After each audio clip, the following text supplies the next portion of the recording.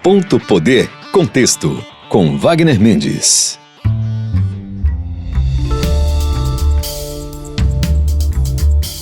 Olá, sejam muito bem-vindos ao Ponto Poder Contexto aqui na Verdinha FM 92.5 e nas plataformas de áudio. Eu sou Wagner Mendes, editor e colunista do Ponto Poder, e hoje nós vamos receber o secretário executivo da SEUMA, Iraguaçu Filho, que assumiu a presidência do PDT Fortaleza. Seja bem-vindo, secretário. Obrigado, Wagner. Prazer estar aqui com vocês, para que a gente possa conversar muito sobre o PDT, que ultimamente tem sempre estado nos noticiários políticos, né, nos últimos anos, mas que a gente está lá construindo coletivamente e buscando sempre a unidade do partido. Olha, a gente tem conversado muito sobre o PDT aqui no Ponto Poder Contexto, na live Ponto Poder e também nos nossos canais, né, de informação do Ponto Poder no Diário do Nordeste, Iraguaçu. E, inclusive, o senhor tem uma missão grande, né, a partir de agora, assumindo aí a presidência do partido em âmbito municipal aqui em Fortaleza. O senhor faz a sucessão aí do ex-prefeito Roberto Cláudio, que liderava o partido em Fortaleza. Ele acabou deixando a legenda, anunciou aí há alguns dias que estava deixando o PDT. Eu queria saber do senhor qual vai ser o seu principal objetivo à frente desse desafio, né, de liderar o partido em Fortaleza.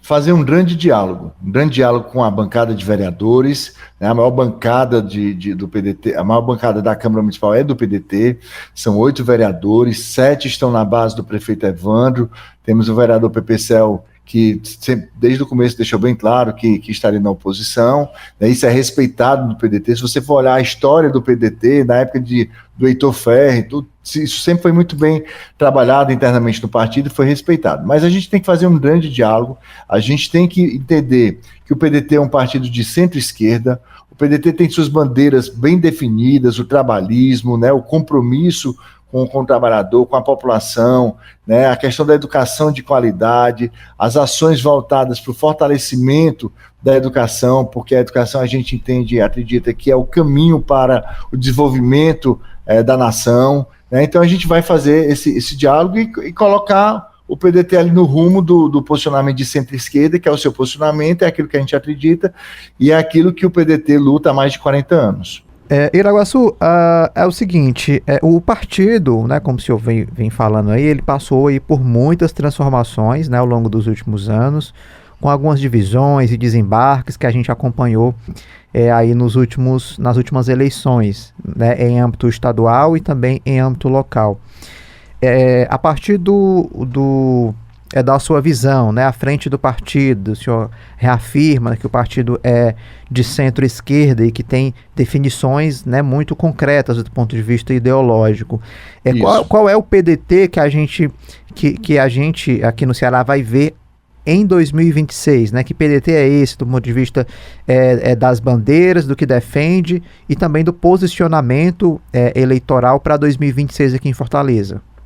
Bem, em relação ao PDT, você vai ver o PDT que a gente sempre deveria ter tido, que é o PDT que defende essas bandeiras históricas, como eu falei, e que vai estar dialogando com o campo da esquerda, vai estar dialogando com candidaturas da esquerda, e obviamente a gente tem tido bons diálogos com o governador Elmano de Freitas, né, o presidente estadual, o deputado André Figueiredo, já teve pelo menos 2 momentos mais efetivos agora nas últimas semanas com o governador, né, abriu um diálogo, a gente teve uma reunião da Comissão Provisória Estadual, né, e a comissão autorizou a continuidade desse diálogo para que a gente possa apresentar ideias, principalmente. O PDT não quer entrar no governo do governador Elmano só para dizer assim, a gente vai entrar, vai ocupar algum espaço, não, a gente quer contribuir, a gente quer dizer o que é que a gente acha que pode melhorar em relação à pauta da segurança pública, que é uma pauta que a população tem cobrado tanto e nas pesquisas tem mostrado que é a principal causa de insatisfação hoje da população do estado do Ceará. A gente quer melhorar a educação e retomar as ações de desenvolvimento, e nós temos o ministro da Educação, que é o nosso ex-governador Camilo Santana, que conhece bem o estado do Ceará. O PDT tem boas sugestões, principalmente da escola em tempo integral. A escola em tempo integral se fala hoje de uma forma mais popularizada, mas isso aí o Brizola falava ainda quando foi governador do Rio de Janeiro, né? Quem não lembra do CIEPS, e a ideia de colocar a criança ou adolescente que tem que passar o dia na escola, que é um espaço de proteção em vários aspectos. O desenvolvimento dele vai acontecer através do estudo, investir mais em intercâmbio, Olimpíadas, qualidade da escola, ampliação de espaços, mais escolas em tempo integral, universalização do ensino fundamental em tempo integral. Então, assim, a gente tem ideias para que a gente possa colocar, não somente para o governador, como para o prefeito Evandro, e esse diálogo a gente tem feito. E internamente a gente sabe que o nosso posicionamento é um posicionamento de centro-esquerda, é um posicionamento progressista, é um posicionamento histórico, que o partido lutou contra a ditadura, o partido Brizola aí foi exilado. O Brizola, na campanha da legalidade, talvez tenha sido a pessoa que mais contribuiu para a democracia brasileira, principalmente naquele período em que adiou em mais de 10 anos o golpe militar que acabou acontecendo em 64. Então esse é o PDT que eu acredito que eu entrei há 24 anos, que desde 2001 eu estou lá, e é o PDT que a gente vai lutar porque a gente entende que é o melhor. O governo federal, a gente tem esse diálogo aproximado com o presidente Lula desde o início do seu governo, então ficava uma situação um pouco meio estranha, né? Nacionalmente estava dando apoio ao governo federal, municipalmente acabou se distanciando, aí no caso, na gestão que do PDT, o PT era oposição, em nível estadual não teve segundo turno, então assim, a gente teve a candidatura do Roberto Cláudio à época e o PDT manteve aí sua coerência. Agora, com esse diálogo mais próximo, a gente entendeu e sabia e imaginava que o ex-prefeito Roberto Cláudio não ficaria no PDT, porque ele sempre se posicionou muito de oposição às ações do PT de um modo geral, e depois que ele teve esse diálogo mais aproximado com a direita aqui, acabou realmente sendo incompatível, mas em nenhum momento a gente deixou de respeitar o ex-prefeito Roberto Cláudio, a gente tem diálogo com ele, a gente não tem nenhum problema de reconhecer tudo que foi feito, porque foram gestões pedetistas, gestões de pessoas que cumpriram ali, seguiram o manual do PDT de governar, vamos dizer assim. Agora, para frente, 2026, eu acredito que nós temos uma grande potencialidade de fazer uma chapa de candidatos a deputado estadual. Nós temos vereadores que foram muito bem votados em Fortaleza, que têm interesse, que alguns já estão, inclusive, em alguns diálogos vamos dizer assim, de movimentação para se colocar como candidato em 2026, e a chapa federal a gente ainda vai ver como é que vai ser o movimento, porque se a gente for olhar o histórico desses últimos 3 anos, foram muitas ações contraditórias, de antítese, ou de situações que a gente, há 2 anos, um pensamento de A de B, hoje está mais alinhado, antigamente estava mais desalinhado. Enfim, temos aí 5 deputados federais, vamos ver quem, além do deputado André Figueiredo, quem que vai ficar no PDT, todos são extremamente respeitados, bem-vindos, em nenhum momento deixaram de ocupar espaços na Câmara dos Deputados Federais. O PDT não faz retaliação, perseguição, o PDT respeita porque o D do PDT é de democracia democrática, e a gente tem trabalhado muito nessa perspectiva. Presidente, o senhor está assumindo aí o partido logo depois da saída do Roberto Cláudio. Havia ali algum tipo de constrangimento com a presença do ex-prefeito à frente do partido, do ponto de vista do discurso de oposição dele, sendo que o partido em Fortaleza, quase que na sua totalidade, pelo menos ali se tratando de legislativo municipal, já estava na base do prefeito Evandro Leitão. O senhor avalia que foi positiva a saída dele à frente do partido?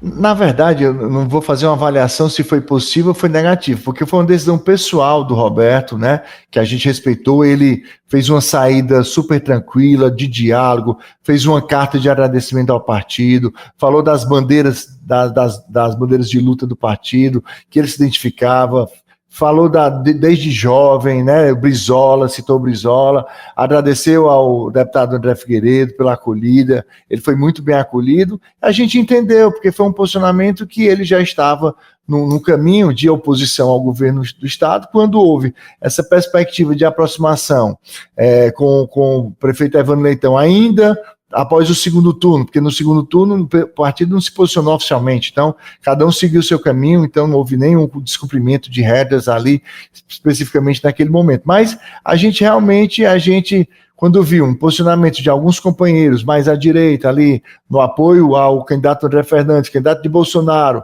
né, Bolsonaro que inclusive a gente fez críticas duríssimas e continua fazendo. O presidente nacional Lupe, quando esteve em Fortaleza, agora no final do ano passado, foi começo desse ano, ele disse o seguinte, olha, nós caminhamos qualquer caminho, menos com Bolsonaro. Menos com Bolsonaro. Então, assim, como aconteceu esse cenário, eu não acho que houve constrangimento, eu acho que houve uma decisão madura do Roberto Cláudio, né, entendendo também o posicionamento do partido, entendendo a história do partido, entendendo que ele tem pretensões em 2026 que talvez dentro do PDT não poderia se concretizar. E aí a gente tem que reorganizar, temos que montar uma chapa competitiva, uma chapa que possa eleger alguns deputados estaduais, temos que montar uma chapa para deputado federal, que é importantíssimo, os partidos precisam dos deputados federais, e aqui nós temos vários deputados federais que têm seu valor, né, que dão boas contribuições. Temos o presidente do PDT estadual, que está há mais de 40 anos, que é o deputado André Figueiredo também, que tem suas intenções, o deputado Mauro Filho, o deputado Edilvan, o deputado Bismarck, né, o deputado Roberto. Então, vamos fazer esse diálogo. Se alguns saírem, a gente vai reorganizar, e eu tenho certeza que tem muita gente que também está querendo vir para o PDT. Pode ter certeza, vamos aguardar aí os próximos meses, e o 2026, quando chegar, as coisas vão acontecer até março. Nós estamos conversando com o presidente do PDT Fortaleza, Iraguaçu Filho. Presidente, o senhor acha que esse movimento, essa realocação, vamos dizer assim, do PDT em âmbito estadual, do ponto de vista de estar ali na base também do governador Eumano de Freitas, isso pode ajudar o partido a manter esses deputados federais, ou pelo menos alguns deles, nessa nova conjuntura política? Pronto, nessa nova conjuntura, o que é que acontecia? Os deputados federais, né, você tem, fora o André, os outros 4 deputados federais, sempre tiveram um alinhamento com o governo do estado, com o governador Eumano, né, e dentro daquela cisão, daquela ruptura que aconteceu entre 2022 e 2023, que essa história não precisa ser recontada, que todo mundo já sabe o que aconteceu, esses deputados acabaram fazendo algumas ações mais críticas ao posicionamento do PDT, que não estava ali próximo do governo do estado, né? Mas até deixar bem claro, teve um diálogo com o governador Eumano, 2 vezes ele foi até a sede do partido em dezembro de 2022, e depois quem não dialogou mais com o partido foi o governo do estado naquele momento, né? Mas, enfim, eu acredito que possa acontecer, de repente alguns deputados federais ficarem dentro do PDT, para que a gente possa ter uma chapa forte, uma chapa competitiva, uma chapa que possa colocar o PDT, possa colocar o estado do Ceará dentre os estados que vai fazer uma bancada forte de deputados federais, e que a gente possa concretizar aí com a chegada de mais algumas pessoas, alguns nomes, que entendam também, que defendam também as bandeiras que o PDT defende, e que possam ali se alinhar às fileiras aí desse diálogo que a gente está tendo aí, se aproximando do governador Eumano, que eu lhe digo, a gente ainda não oficialmente já disse que está na base do governador, mas já teve uma reunião que autorizou esse diálogo para o deputado André Figueiredo continuar, que inclusive deliberou que vai ter uma comissão, que eu acredito aí nos próximos dias deve estar conversando mais uma vez com o governador Eumano de Freitas, inclusive levando sugestões e ideias para contribuir com a parte técnica, que também é o nosso principal interesse nesse momento. Presidente, voltando aqui para Fortaleza, o partido governou a cidade por muitos anos, né, com o Roberto Cláudio, com o ex-prefeito José Sarto, mas aí acabou que não conseguiu reeleger o ex-prefeito Sarto, né, numa disputa aí do ano passado. Eu queria saber se o partido dele tem feito esse debate interno sobre algum tipo de autocrítica ou algo que o partido acha que precisa caminhar melhor. Essa discussão, o partido já fez a discussão, o debate sobre o resultado das urnas do ano passado, na eleição do Sarto, presidente? Sendo assim, bem verdadeiro, como a gente sempre deve ser, quem está na vida pública tem que ter transparência. A gente passou algum tempo, alguns meses, ainda absorvendo essa derrota, porque se você for fazer uma avaliação, o ex-prefeito Sarto, no exercício do mandato, buscando a sua reeleição, só tem 11%, a gente tem que entender que houve vários erros, né, não somente de condução, talvez dentro da gestão, mas também de comunicação e de diálogo dentro do partido, né? Então a gente, depois de algum tempo, depois de alguns meses, não de uma forma coletiva mais ampla, mas de uma forma conversas a 2, a 3, né? Enfim, alguns pequenos grupos dos movimentos sociais que o PDT tem, eles fizeram essas conversas, e nós também, enquanto executivo estadual, ou depois comissão provisória estadual, a gente fez uma avaliação do resultado da eleição, que inclusive foi a prioridade nacional, foi o PDT. Foi Fortaleza, melhor dizendo. Se você for olhar o investimento de recurso do fundo eleitoral, Fortaleza recebeu algo em torno de 9 a 10% da totalidade do fundo eleitoral que o PDT tinha em nível nacional, né, para investir nos municípios nas eleições. Então foi uma prioridade. Infelizmente foi um resultado pífio, foi um resultado que a gente precisa entender para que a gente possa crescer, melhorar nessa comunicação. Mas uma coisa eu tenho certeza, em termos de algumas entregas, e principalmente na política de educação, eu vejo que foi uma política extremamente exitosa, que foi implantada nesses, eu não vou dizer 12 anos, porque o Roberto veio para o PDT no decorrer do primeiro mandato, mas nesses quase 12 anos, uma política que fez diferença no Brasil, inclusive recebendo vários prêmios e em vários municípios e até estados perguntavam: o que é que vocês fazem lá em Fortaleza diferente, né? Valorização do servidor, ampliação da rede, aumento de vagas de educação infantil, fortalecimento também da primeira infância. Então a gente tem orgulho disso, e dentro dessa expertise, desse acúmulo, dessa experiência que o PDT tem, é que a gente está também levando ideias para ajudar a gestão do prefeito Evandro, e quem sabe aí, nas próximas semanas também, um diálogo aí, depois desse diálogo aí, dessa comissão com o governador Elmano, que a gente possa também contribuir mais no dia a dia, de forma mais presente e assertiva, com o governador Elmano de Freitas, porque o que a gente quer é que nossa cidade cresça, se desenvolva, que nosso estado se fortaleça e que seja um local bom para a população do estado. Presidente, como é que está essa questão do... por exemplo, a gente acompanhou essa divisão no partido durante alguns anos, né? Teve a saída do Roberto Cláudio, a expectativa aí da saída do Ciro, fala-se que ele pode ir para o PSDB em algum outro contexto eleitoral, pré-eleitoral. E aí também tem a expectativa do Sarto. Há ainda um diálogo muito próximo entre eles três, né, entre os ex-prefeitos e o Ciro. O senhor chegou a conversar com o Sarto? Ele está atuante dentro do partido? Ou há a possibilidade aí dele deixar, ele já comunicou alguma coisa para o senhor, para a legenda? Não, eu não tive nenhum diálogo com o ex-prefeito Sarto, né? Faz muito tempo que a gente não conversa, né? Que a gente também não teve um diálogo interno da estadual com o ex-prefeito Sarto. A gente tem visto aí na movimentação dele, né? Tem feito o contraponto aí em relação a algumas questões da gestão do prefeito Evandro Leitão, mas isso aí é muito mais uma ação dele, uma ação pessoal, e que a gente, como eu disse, a gente respeita esses posicionamentos de companheiros do partido, né? Como o PPCEL na oposição no município, os 4 deputados estaduais na oposição no governo do estado, mesmo a gente tendo um diálogo já avançado com o governador Elmano de Freitas, né? O posicionamento do ex-prefeito Roberto Cláudio quando estava no PDT. Então, assim, eu acho que a decisão de ficar ou sair de partido é uma decisão pessoal, né?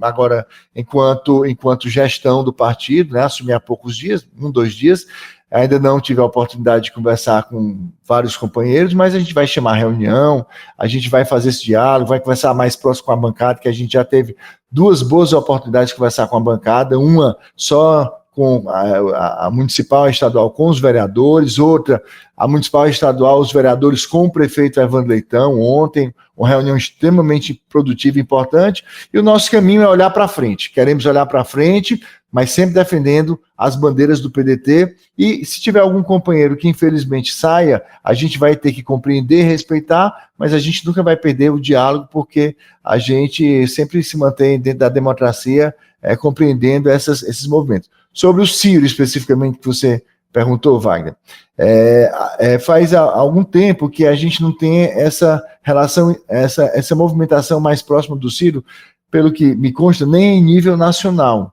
né? Então, o deputado André tentou fazer alguns diálogos com o Ciro. Essa movimentação, tanto em relação à aproximação e depois a tomada de decisão em relação ao prefeito Evandro Leitão, foi comunicado ao Ciro, foi tentado um diálogo com ele pelo deputado André Figueiredo, não teve devolutivo, infelizmente.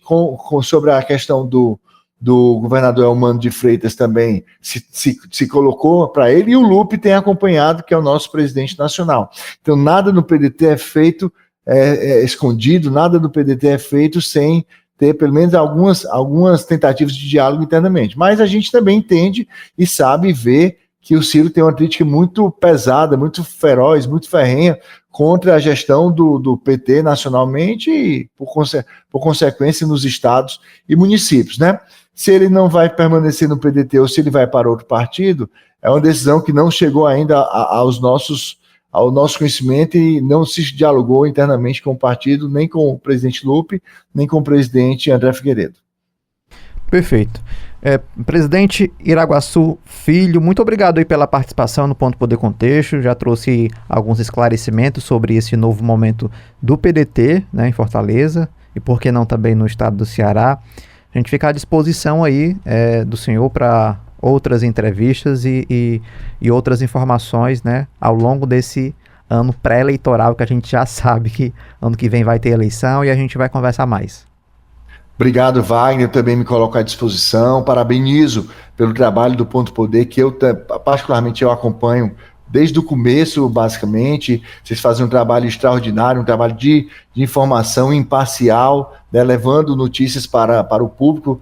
Vocês dão uma grande contribuição para o crescimento da política no estado do Ceará e também no Brasil, porque nós temos nomes nacionais aqui no nosso estado. Então, estou à disposição e deixo um recado, principalmente a quem não conhece o PDT. Venha conhecer o PDT mais de perto, saiba que a gente tem compromisso com nossas bandeiras e que a gente vai fazer um grande diálogo internamente e que vamos dar boas contribuições aos governos que a gente participará ou participa e que a gente sempre está buscando muito mais a realização da melhoria para a população do que qualquer interesse pessoal ou partidário. Perfeito. Obrigado, presidente. Até a próxima, então. Bom trabalho. Obrigado. Fico à disposição. Entrevistamos o presidente do PDT Fortaleza, Iraguaçu Filho, e agora a gente vai para um breve intervalo. Na volta a gente continua falando do PDT, mas com a equipe do Ponto Poder. Até já. Olá, eu sou Jéssica Welma e venho te fazer um convite para acompanhar a live do Ponto Poder todas as quintas-feiras no YouTube do Diário do Nordeste. Você que gosta de discutir política, está sempre bem antenado, saiba que a gente tem muita discussão para te oferecer. Sua companhia lá vai ser muito bem-vinda, a gente te espera. Você está ouvindo Ponto Poder Contexto, com Wagner Mendes.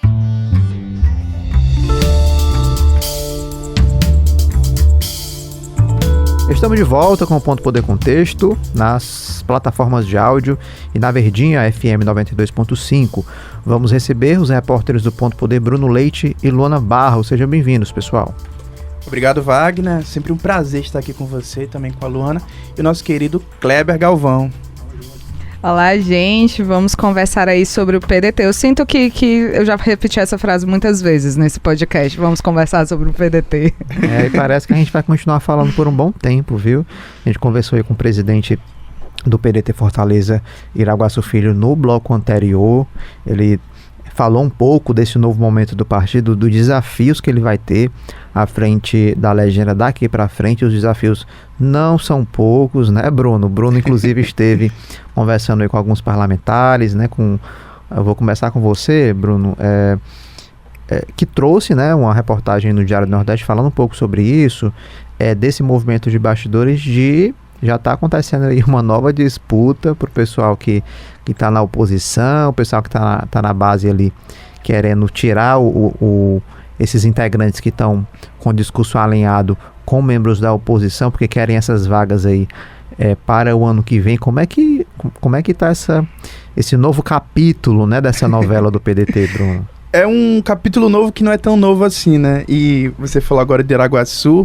Iraguaçu é uma figura que também é convocada para apagar esses incêndios de alguma maneira. Ele foi líder do Sarto na última gestão, no finalzinho da gestão ali, e foi quem segurou as pontas ali na Câmara Municipal. Ele não se reelegeu, mas nesse processo agora também, ele vai ser uma figura importante. O André Figueiredo, que é o presidente estadual do PDT aqui no Ceará, se reuniu na segunda-feira com os vereadores, com toda a bancada, na verdade, alinhada ao Evandro Leitão. O PPCL, que é de oposição, não participou, mas ele também foi ponto de pauta dessa reunião, pelo que eu ouvi aí de pessoas que, enfim, estavam ali, né, próximos a quem esteve presente. Wagner, a condição é a seguinte, né? A gente tem esse PDT que agora está alinhado ao governo Elmano de maneira oficial e também esse PDT que faz parte do mesmo conjunto ali, que está alinhado com o Evandro. Só que existem ainda no PDT políticos que fazem parte de uma ala remanescente, mais alinhados a Roberto Cláudio, ao Ciro, e esses políticos estão na Assembleia Legislativa do Estado do Ceará, na verdade, toda aquela bancada ali, né? A gente tem 4 deputados estaduais e a grande questão para os vereadores é que esses deputados não façam mais parte do PDT, do quadro do PDT, porque eles acreditam que isso vai facilitar a composição da chapa para o próximo ano, que é 2026, que é um ano decisivo. Inclusive, entre os vereadores, 2 são pretensos candidatos que falam ali nos bastidores que querem ser candidatos a deputados estaduais no próximo ano.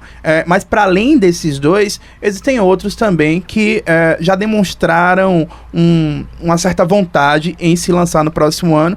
E aí eu fui conversar com pessoas ali que orbitaram essas negociações, essas conversas, e me falaram de maneira explícita sobre a vontade desses vereadores e de como o André Figueiredo foi requisitado para limpar o partido. Esse foi o termo, e também a ideia de deixar o partido mais homogêneo para evitar uma fragmentação como aconteceu em 2022, para que o partido vá unido para 2026, inclusive com a possibilidade aí de ter que construir do zero essa chapa. A gente tem esses parlamentares da Alesse que estão ligados ao Alberto Cláudio, ligados ao Ciro, pelo menos um já demonstrou que quer sair, mas todos eles esperam ainda a janela partidária que deve acontecer só em 2026. Com relação ao PPCL, há uma questão aí. Os vereadores que estavam lá, pelo menos que eu ouvi, né, por parte de quem presenciou isso, eles foram unânimes em liberar o PPCL. O PPCL já disse que está numa situação complicada no PDT e eles concordaram, todos eles, em liberar o PPCL. Ainda vão ver aí de que maneira isso pode acontecer. Se for por meio de carta de anuência, tem que ter o aval da Executiva Nacional, de acordo com o Estatuto do PDT. Ele não perderia o mandato, né? Essa é a grande questão. Ou de maneira que possam expulsar ele do partido. Aí ele não perderia e nem o partido iria para a justiça para querer cobrar esse mandato que é do partido. Quando se trata de apenas um integrante aí da Câmara Municipal, é uma situação mais simples de resolver, né? Assim, o PDT já passou por tanta coisa, né? Você dá uma carta de anuência, resolver a vida de um parlamentar, aí dos problemas os menores. Seria uma maneira até de tentar estancar essa sangria aí, né? Porque até o PDT o PPCL pode querer se lançar enquanto deputado estadual. E aí? Como é que vai ser? Exatamente, né? Reforçando aí as bandeiras aí da oposição. Exatamente. Agora, Luana, a gente acompanhou aí um realinhamento, né, do PDT. Aí o André Figueiredo, ele recolocou, né, o PDT ali na base do PT aqui no Ceará. Tem aí a chegada do Iraguaçu com esse mesmo alinhamento no PDT Fortaleza, substituindo o Roberto Cláudio, que tinha um discurso ali de oposição, enquanto presidente do PDT Fortaleza.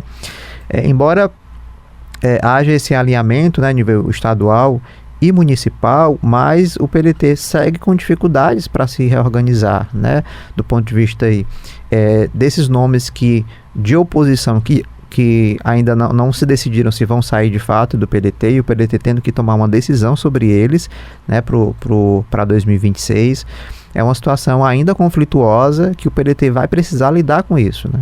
Exatamente, eu acho que um grande ponto aí é que é isso, né? Estamos aí ainda nessa grande ressaca das eleições de 2022, mas acho que a partir de janeiro de 2023, o PDT ele demorou a tomar uma posição, porque ele era um partido rachado em que uma parte defendia um lado, uma parte defendia o outro. Então, mesmo quando a gente teve aquela saída em massa, né, quando o senador Cid Gomes perde ali a queda de braço dentro do PDT, ele resolve sair, existe aquela saída em massa, ainda assim o PDT não fincou pés na oposição, por exemplo, que era o lugar que o grupo vencedor, né, o grupo ligado ao ex-ministro Ciro Gomes, ao ex-prefeito Roberto Cláudio, queria. Por quê? Porque ainda tinha parlamentares que estavam presos ao PDT por questões ali de serem deputados, né, o mandato dos deputados, tanto estaduais como federais, é ligado ao partido, eles não poderiam sair sem perder os mandatos. Então o PDT ele ficou oscilando lá e cá, seja em 2023, quando não era ano eleitoral, seja em 2024, a gente vê aí o segundo turno aqui para a Prefeitura de Fortaleza, por exemplo, que uma parte do partido ficou ao lado do Evandro Leitão, outra parte, Evandro Leitão do PT, outra parte ao lado de André Fernandes do PL. Então o partido ele acaba que ele nunca conseguiu fincar pés. E mesmo agora em que o partido, né, enquanto instituição, né, porque até então o presidente André Figueiredo sempre ficava no somos independentes, estamos no governo Lula, mas no Ceará somos independentes e tudo mais.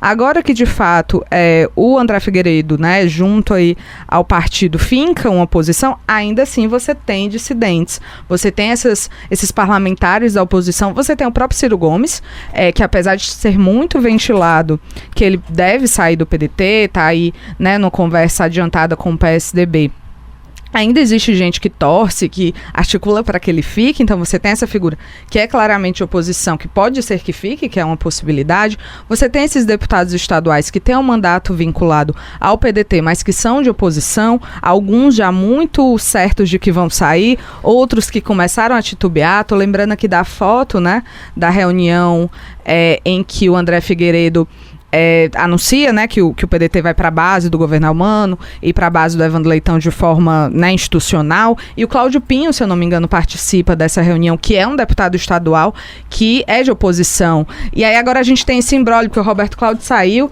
deve ir para a União Brasil, mas a União Brasil não sabe se fica na base ou na oposição, porque nacionalmente, com a federação com o PP, tem o Camilo Santana tentando trazer a União Brasil para o lado dele, então como é que fica? Então leva a uma insegurança dessas pessoas, né, desses deputados, o próprio Roberto Cláudio de oposição, será que vão, será que ficam? Você tem deputados federais que são do governo Elmano, mas que como já tiveram muitas dissidências, muito desgaste, agora querem ir para um outro lugar, será que isso muda agora que fica? Então, demorou-se a tomar uma posição, e agora que essa posição foi tomada, ainda tem muita dissidência interna que ainda precisa ser resolvida.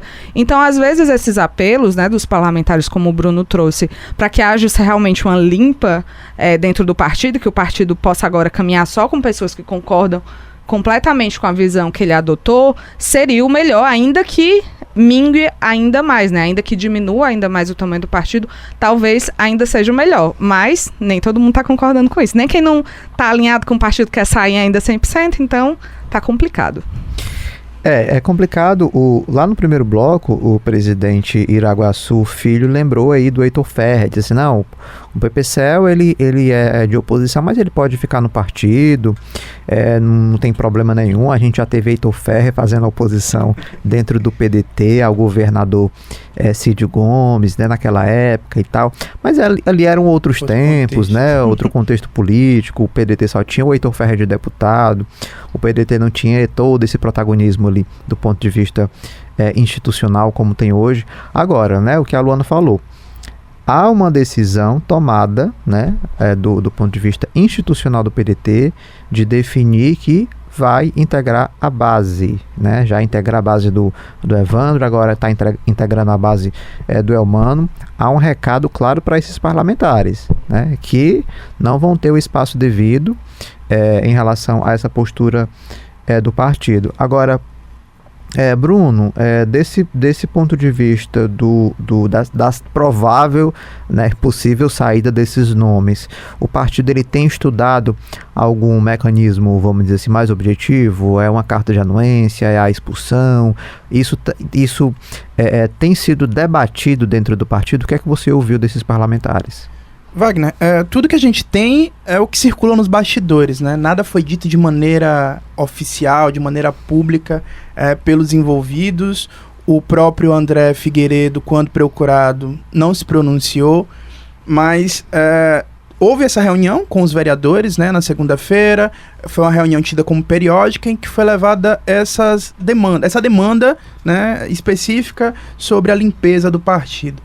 Houve a reunião pela tarde, desta vez, com os deputados estaduais, os 4 que são ainda remanescentes das baixas que o PDT sofreu, a última, inclusive, com 8 cadeiras, né, sendo perdidas na Alesse. Então, foi cogitada uma possibilidade de expulsão desses membros, que foi rejeitada, né, por eles, porque disseram não acreditar ter feito nada de errado. Inclusive, a posição que foi dita oficialmente pelo partido foi de que mesmo fazendo parte da base, os estaduais estariam liberados, né? Enfim, para votar como quisessem, seriam independentes. A outra possibilidade seria de desfiliação sem que ficassem filiados a outro partido de imediato, que também foi rejeitado porque poderia incorrer na perda do mandato. Há essa possibilidade da carta de anuência, mas também os deputados não querem sair por agora, não estão certos de sair por agora. Como a Luana bem pontuou, o Cláudio Pinho estava lá na foto, né? E a gente tem também o próprio Antônio Henrique, que é irmão do Jânio Henrique, que faz hoje parte da base do Evandro, que em algum momento ficou aquela dúvida se o Jânio ia fazer parte ou não, já que o irmão, os dois são muito ligados politicamente, as bases também políticas são as mesmas ali. Tem essa questão, né? Soube também que o Antônio Henrique não estava tão certo dessa sua saída do PDT. Alqueiroz Filho também, mas a única certeza que a gente tem, já foi explicitado nos bastidores, é a saída do Lucinildo, que deve ir para o Partido Liberal, para o PL. Conversei, né, com pessoas ligadas e falaram assim, existe a possibilidade de se baixar uma resolução, uma recomendação de que a gente passe a votar junto com o governador Elmano aqui na Assembleia. E quem não seguir essa determinação, essa recomendação, na verdade, pode ser expulso por infidelidade partidária. Mas também essa mesma pessoa me disse, olha, eu acho muito difícil isso acontecer, mas é um caminho, né? Então, eu acho que isso aí a gente ainda vai ver. Não houve nenhuma fotografia dessa reunião com os deputados. Houve apenas a dos vereadores, o próprio André Figueiredo divulgou isso. Então, a gente acaba aí esperando. É sempre simbólico, né? Quando uma reunião política não tem registros, né? Principalmente nesses tempos de redes sociais, que não estão tão interessados em publicizar o que foi decidido lá. Exatamente. Então, é algo a se ver aí, a se acompanhar. Eu acho que isso não vai ser resolvido para agora, né? Mas eu acho que algumas medidas estão sendo tomadas. Se na última semana a gente tinha uma certa dúvida do que essa movimentação do André Figueiredo significava, agora a gente já tem alguns caminhos que estão sendo colocados aí, e inclusive a própria escolha do Iraguaçu é um desses pontos, assim. Olha, no primeiro bloco, conversando com o presidente Iraguaçu Filho, ele falou, eu perguntei para ele sobre a questão dessa reorganização do partido do ponto de vista estadual, né, de estar ali na base do Elmano, se isso poderia, de certa forma, atrair esses deputados federais ou alguns deles para se manter no PDT, né, porque esses parlamentares, eles são governistas, né, então assim, como é que se era uma manobra ali do partido nessa tentativa. Ele disse, olha, a gente não tem como garantir nada, mas de fato isso pode gerar algum tipo de conversa, né? Isso pode facilitar ou manter, né, algum quadro no PDT. O que é que você acha, Luana? Você acha que de fato é uma boa manobra? Você acha que esse reposicionamento do partido, ele de fato pode abrir um canal de diálogo com esses parlamentares e convencê-los a ficar? Porque a expectativa era de que quase todo mundo saísse, quem se manteria seria apenas o André Figueiredo e que todo mundo já procuraria um lugar para ficar, né? Eu acho que para os deputados federais, né, que devem ser, até agora, tudo indica que os 5 deputados federais eleitos pelo PDT vão ser candidatos à reeleição, é sempre melhor, né, você ter um partido que finalmente decidiu sua posição. Pronto. essa é a posição, vamos trabalhar a partir daí. Se essa posição concorda, né, está alinhada com a sua própria posição, isso é melhor ainda. Então, os 5 deputados federais hoje do PDT, pode-se dizer, são todos da base do governo humano, porque antes quem estava ali titubeando era o André Figueiredo, que às vezes ele ia um pouco mais para o lado ali do Ciro Gomes, do Roberto Cláudio, apesar de nunca ter se definido como oposição. Às vezes ele fazia umas críticas mais contundentes, mas os outros 4 deputados federais do PDT sempre estiveram, desde janeiro de 2023, na base do governo humano, né? E estão ali muito próximos do grupo do senador Cid Gomes. Contudo, ao contrário do que os deputados estaduais, que eram do PDT, do grupo do Cid Gomes, que entraram com ação na Justiça Eleitoral para sair, né? Falaram que estavam sendo perseguidos e tudo mais, e a Justiça Eleitoral concordou, os deputados federais nunca fizeram esse movimento. E aí tinham muitas justificativas, a justificativa de que o cenário nacional é outro, né? Naquele momento o PDT tinha certos lugares, em certas comissões, na Câmara dos Deputados, que esses deputados não queriam perder, que já estava muito bem consolidado. Tinha o fato de que eles queriam esperar sair o resultado dos deputados estaduais para ver qual era o entendimento do TSE sobre isso. Enfim, muitas questões. Isso nunca foi, enfim, cogitado pelos deputados federais e até hoje eles nunca saíram, nem indicam que vão sair, só devem sair, se forem, na janela partidária. E aí eu acho que vai para caso a caso, sabe? Eu acho que tem alguns deputados federais que estão muito decididos. Lembro aqui do caso do secretário de Turismo, Eduardo Bismarck, que é um deputado federal licenciado, que já falou que vai sim sair, que deve ir para o Podemos. Chegou a falar, inclusive, que se sentiu muito ali desprezado, não se sentiu valorizado, na verdade, pelo PDT. Achou que o PDT não valorizou o suficiente o mandato deles, enquanto deputados federais do Ceará. Mas você tem outras figuras, como o Mauro Filho. Mauro Filho, que era uma figura que um dia estava no evento com o governador Eumano de Freitas, no outro dia estava na reunião com o Ciro Gomes. Ele conseguiu aí se manter nessa corda bamba, né? Mesmo durante esses momentos mais difíceis de cisão, de ruptura ali dentro do PDT. Então, é um caminho possível, só que é isso, mais uma vez, eu volto ao que eu falei na sua outra pergunta, né? O PDT demorou muito tempo para firmar uma posição. Então, muitos desses deputados federais, eles até poderiam dialogar, mas eles já botaram os prefeitos dele, a base aliada, né, ali a base de prefeitos dele, toda pro PSB, ou toda para tal partido. E aí, como é que ele faz esse caminho contrário? Ele já foi num sentido porque ele imaginava que o PDT estava indo em outro. E aí, agora o PDT resolveu vir pro mesmo caminho que ele fica, será que vou, será que fico? E ainda tem a questão das federações. O PDT está discutindo federações com diversos partidos, entre eles o próprio PSB, né, onde está o senador Cid Gomes. Então pode ser que, no fim, nem vale a pena pro deputado sair do PDT, porque vai junto com o PSB, é uma lista só, lugar, né, uma chapa só. Então vou ficar aqui mesmo, né, mais fácil, já tem meu númerozinho ali das outras eleições.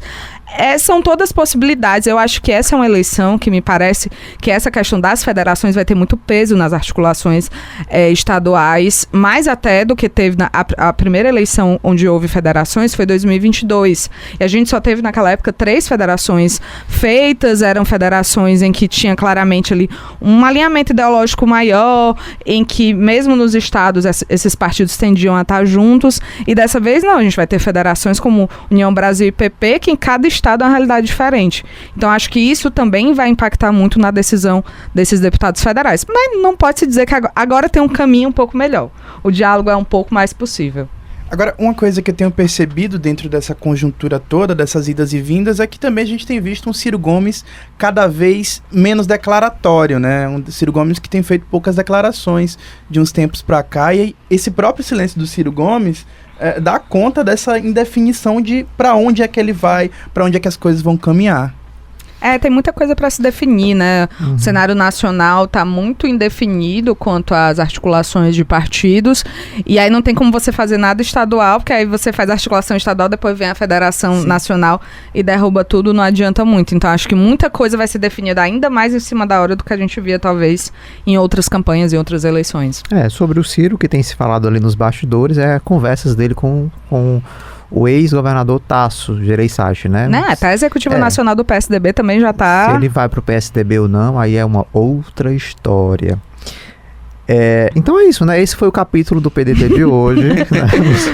Nos próximos programas a gente traz mais novidades. Talvez as coisas mudem quando esse episódio for algumas reviravoltas, quem sabe, né? Obrigado, Bruno. A Luana continua comigo pro próximo bloco. Até a próxima. Grande abraço para todos vocês. A gente vai fazer aqui um intervalo. A Luana continua conosco para falar sobre o litígio entre Ceará e Piauí. Ela vai trazer os últimos detalhes dessa pendenga jurídica. Até já. Olá, eu sou Jéssica Welma e venho te fazer um convite para acompanhar a live do Ponto Poder todas as quintas-feiras no YouTube do Diário do Nordeste. Você que gosta de discutir política, está sempre bem antenado, saiba que a gente tem muita discussão para te oferecer. Sua companhia lá vai ser muito bem-vinda, a gente te espera. Você está ouvindo Ponto Poder Contexto, com Wagner Mendes.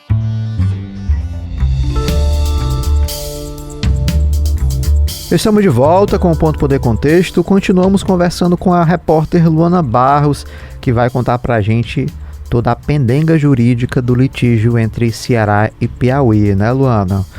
Mais de 100 anos de história, né? Mais de 100 anos de história, viu? Mais de século. Diz que bem mais de século mesmo, que diz que começou no Brasil colônia ainda, ainda não era nem um estado independente, diz que já tinha uma disputa aí nessa região. E como é que está esse processo atualmente, Luana? Pois é, Wagner, esse processo, né, essa disputa territorial em que o Piauí reivindica cerca de 2,8 mil quilômetros quadrados de terras do Ceará, né, ali na região da Serra da Ibiapaba, está agora sob análise do Supremo Tribunal Federal desde 2011, né, Piauí ajuizou uma ação. Só que a gente está nesse processo aí lá no STF, a gente já está há 1 ano sem nenhum tipo de movimentação, né? A última movimentação que aconteceu foi a entrega do relatório da perícia feita pelo Exército Brasileiro nas áreas, nas terras de litígio, né? Essas terras de litígio que pegam parte de território de pelo menos 13 municípios cearenses. Então é a região grande aí, ali da Serra da Ibiapaba, do Ceará, que está em disputa, que está sendo reivindicada pelo Piauí. Então há 1 ano não existe nenhum avanço nesse processo, né? Foi entregue a perícia que foi determinada pela ministra Carmen Lúcia, que é a relatora desse processo no STF. Essa perícia foi determinada em 2019, mas passou por uma série de adiamentos, principalmente por causa da pandemia de Covid-19 ali em 2020, o trabalho só foi acelerado em 2023 e no dia 28 de junho de 2024 foi entregue essa perícia em toda a região. Foi quase 350 páginas de relatório, então um relatório bem extenso. Esse relatório técnico, né, para que exatamente a ministra Carmen Lúcia e os demais ministros do Supremo possam embasar os seus votos, a sua decisão, mas por enquanto, 1 ano depois, não temos nenhum avanço para além disso. Luana, e como é que foi o caminho, né, dessa disputa até chegar nesse ponto que a gente está agora? O caminho é longo, como a gente disse no começo do bloco, é uma disputa secular. Oficialmente, vamos dizer assim, em termos mais pragmáticos, a disputa ela começa em 1880, durante o governo do imperador brasileiro Dom Pedro II, né? Porque existiu aí, nessa época de Dom Pedro II assina um decreto imperial 3012, em que o Ceará cede parte do território dele para o Piauí, que hoje, inclusive, representa a parte do Piauí que tem litoral, né? Até então, o Piauí não tinha litoral, e o Piauí cede ao Ceará, como se fosse uma troca, o Piauí cede ao Ceará parte do território que hoje forma Croatá, município cearense, né? Só que o problema, né, a grande questão aí é que Piauí começou a querer usar esse decreto que estabelece as divisas nesses 2 territórios como se ele fosse um demarcante de toda a divisa, né, entre Ceará e Piauí. E com isso, se assim fosse, o Ceará perderia 2,8, né, mais de 2,8 mil quilômetros quadrados nesses municípios, nesses 13 municípios da Serra da Ibiapaba. O Ceará já fala que não, que esse decreto fala só ali da região de Croatá, da região do litoral e só. Então esse imbróglio oficialmente começa embasado, inclusive, na ação do STF nesse decreto. Mas a galera diz que... A galera é ótimo, né? Mas dizem que esse impasse começou muito antes, né? Começou ainda no Brasil colônia, ainda quando éramos governados por Portugal, por Dom João V. Então, assim, existe uma briga, uma disputa por esse território, né? Desde essa época do Brasil colônia, pelo menos aí um histórico desse processo, dessa briga. Tanto que os mapas cartográficos usados nesse processo os mapas cartográficos começam em 1760. Então, assim, bem antes lá do decreto imperial de Dom Pedro II. Então, é de fato uma disputa, um impasse secular mesmo entre Ceará e Piauí, mas que chega ao STF em 2011 e desde então está aí sob análise da ministra Carmen Lúcia, que é a relatora, mas sem tantos avanços conclusivos, pelo menos, sobre o impasse.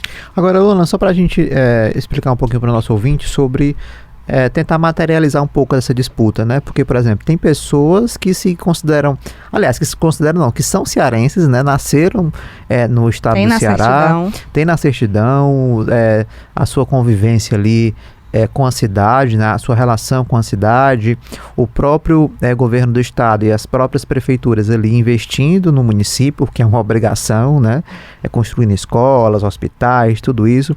Então seria, vamos dizer assim, uma perda para o estado que fez esse investimento, que ele perderia, por exemplo, escolas de tempo integral, né? Todo esse investimento a nível estadual ficaria para outro estado, né? O estado ganharia ali municípios, regiões, com uma certa já estrutura já montada por um outro estado, né? É uma questão também, além de ser econômica, é uma questão também de pertencimento, de pertencimento dos moradores, né? É importante deixar isso claro mesmo, porque hoje esse território que está aí sob disputa, ele é administrado pelo Ceará. São terras que pertencem a municípios cearenses. Então, por exemplo, o IBGE, quando faz aquele censo demográfico, a gente fala muito, ele vai para o estado do Ceará, em referência aqui ao nosso estado e não ao Piauí.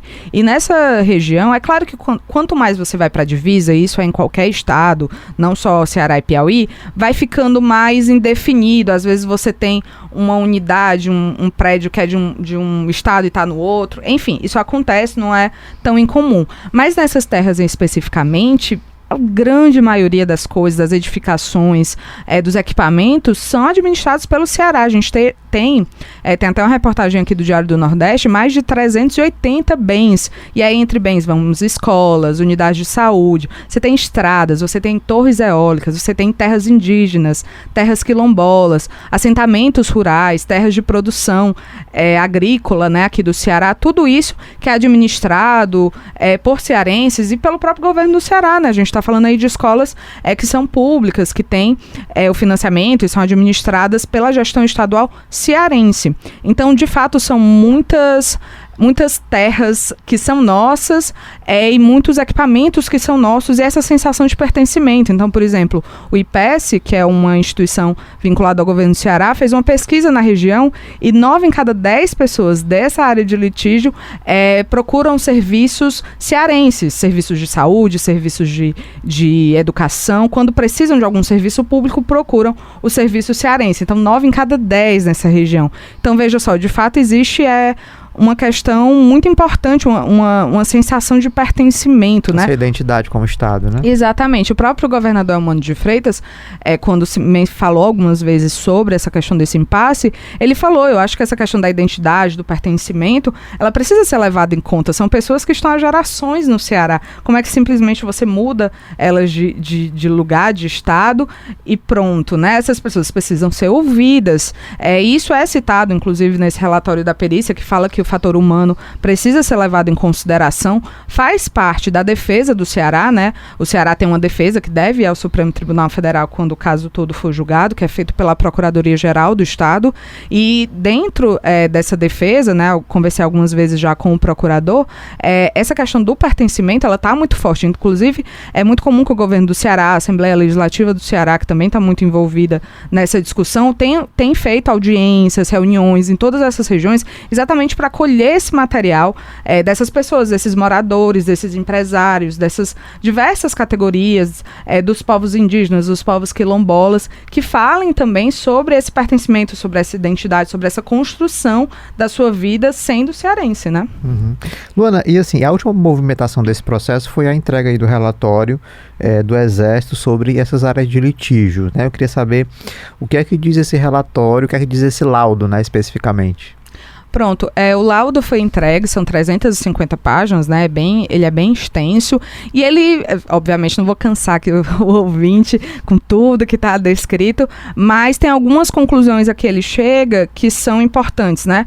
A primeira delas, ele não é conclusivo sobre a divisa, então ele não diz, olha, pertence ao Ceará essa região ou pertence ao Piauí.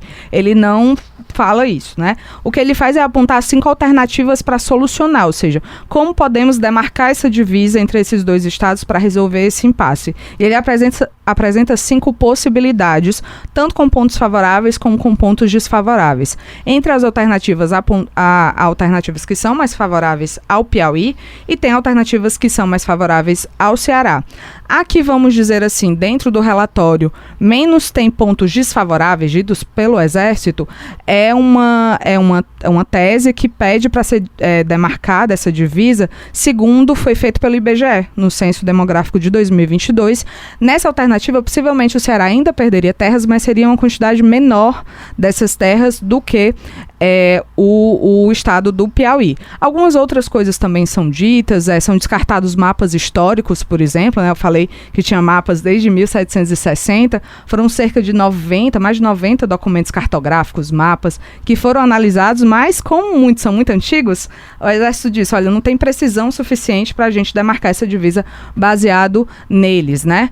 E aí, existem alguns outros elementos que também são colocados, como, por exemplo, o Exército, ele reconhece que o Ceará tem maior presença administrativa nessas regiões, tem maior participação administrativa de governo mesmo nessas regiões, o que também favorece aí a defesa do Ceará, e também pede para acrescentar uma região como área de litígio, né? A área de litígio, como eu falei, é de pouco mais de 2,8 mil quilômetros quadrados. O Exército pede para acrescentar cerca de 400 quilômetros quadrados também nessa área, porque diz que são regiões que têm características parecidas. Então, o Exército pede para ampliar um pouquinho essa porção de terra que está em disputa para poder definir essa divisa, né? Então, acho que esses são os principais pontos da perícia, mas é isso, como eu disse, ela não foi conclusiva para nenhum dos dois lados, de dizer, olha, pertence ao Ceará ou pertence ao Piauí. Luana, e o que é que o governo do estado diz, né, sobre esse impasse todo, né, sobre essa questão judicial? Pois eu conversei com a Procuradoria-Geral do Estado, né, enfim, com esse marco de um ano que o projeto, que o impasse está sem resolução, que o processo está sem avanços no Supremo, para saber, né, como é que eles avaliavam essa demora.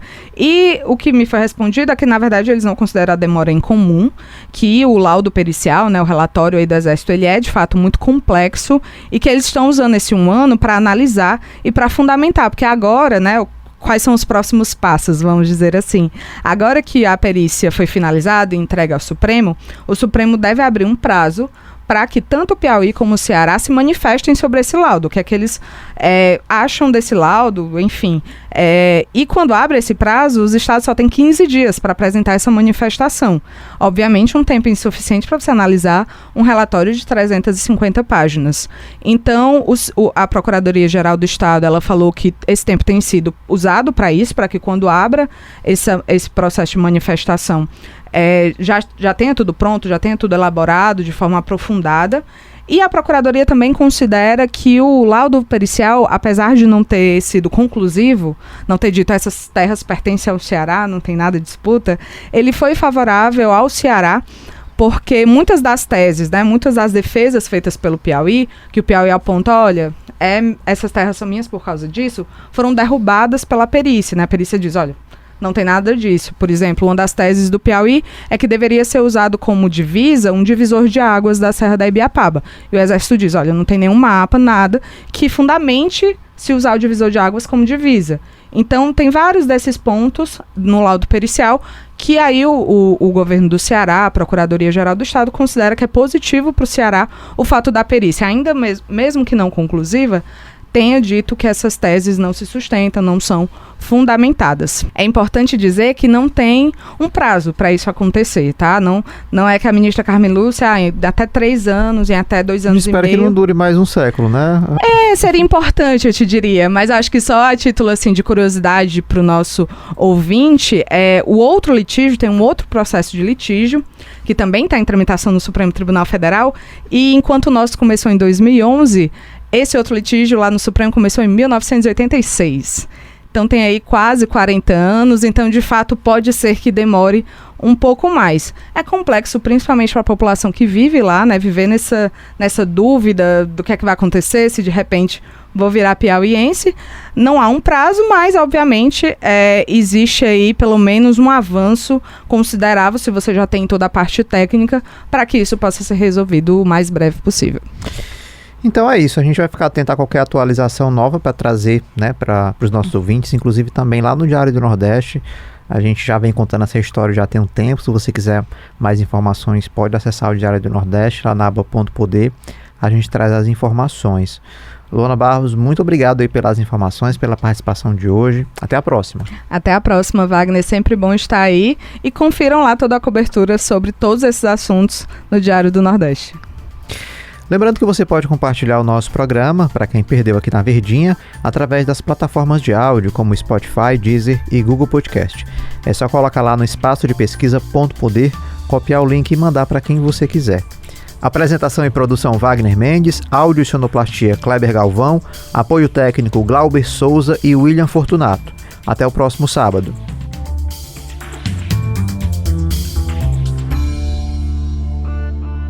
Você ouviu Ponto Poder Contexto com Wagner Mendes.